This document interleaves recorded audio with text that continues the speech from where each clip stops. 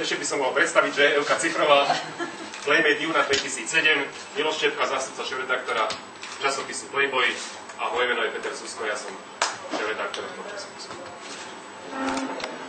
Je to prvá Playmate roka časopisu Playboy na Slovensku. Prostredníctvom internetu čitatelia hlasovali, mohli dávať hlasy ktorejkoľvek z tých 12 dievčín, boli tam aj americké dievčatá, samozrejme 5 slovenských playmatiek. Hlasov nám prišlo vyše 1100, takže záujem bol veľmi slušný.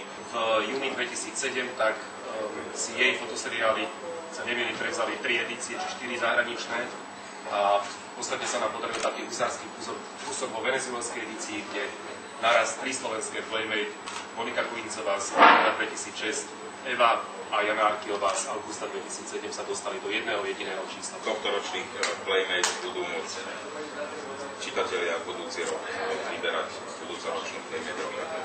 Červené svetlo zo zadu. A Peugeot. Poďte z boku. Možno všetkým na mňa? Ešte jedna.